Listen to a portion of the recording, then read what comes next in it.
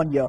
Would we have a guest with us? Yes, Aditi Nayar, the chief economist at ICRA, is joining us. Aditi, 0.85 is better than what you thought. How does it fit into the macro picture? Yeah, Lata, we were also at 1.4% for this month, and this is coming significantly lower than that. Interestingly, I think manufactured prices inflation is a little bit higher than what we had penciled in, so we need to go through the internals to really understand how to do the modeling going forward.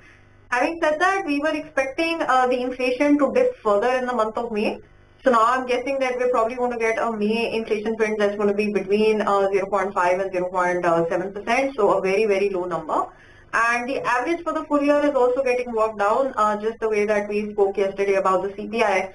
We have reduced our average CPI forecast for FY26 to 3.5%. I suspect the average WPI forecast for FY26 is probably going to be 2% or a little lower than that now. Okay. Well, would you say that CPI now crucially depends on fuel? Because in WPI, the lower fuel price is already getting reflected.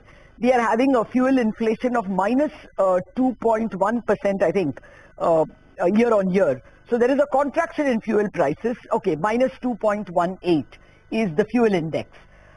If at some point in time the Indian government is able to, not take away our fuel gains as excise duty and instead pass it on to you and me, can you even undershoot 3.5? In that case, yes. But I think there's a low probability of that being passed through to us. One more small thing I just want to point out as far as fuels is concerned, if you look at the overall WPI particularly, electricity tariff revisions would now be underway. So the next 2-3 months are pretty crucial for that.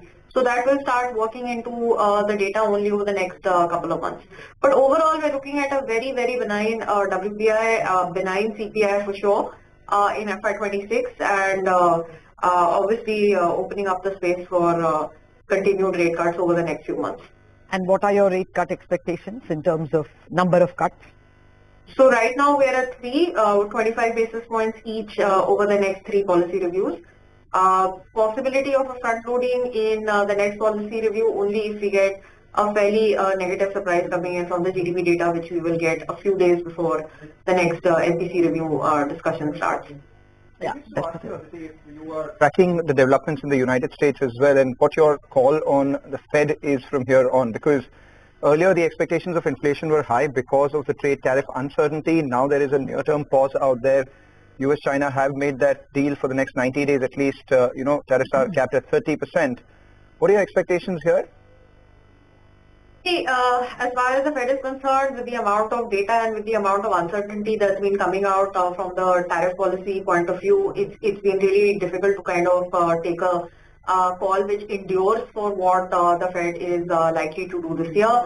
I think this is going to be a year of some amount of caution. I don't expect the Fed to take very quick calls. I do think that they're going to be in a little bit of wait and watch mode.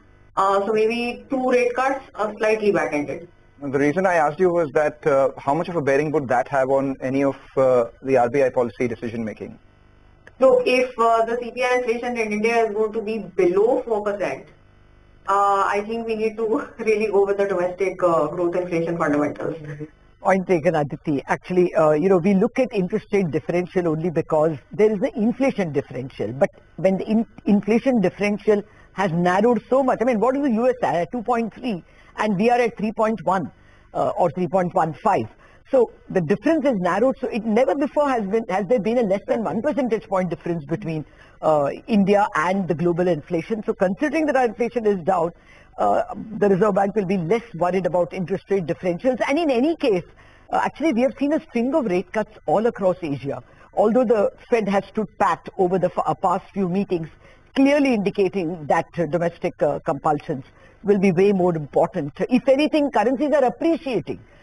Initially, or hitherto, people didn't want to go against the Fed because you expect a run on the currency. Now you would be very glad if there was a run on the currency. It's appreciating too much. So I think, as Aditi points out, now domestic considerations will far outweigh what the Fed is doing because of political economy itself becoming very domestic thanks to high tariff walls. Aditi Nayar, thank you very much for joining us.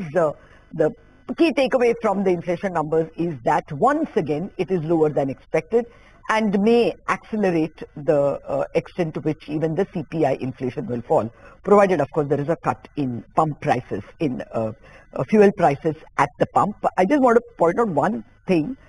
February inflation has been revised higher, not much. From 2.38, it has been revised higher to 2.45. That's not saying much. Okay, all right.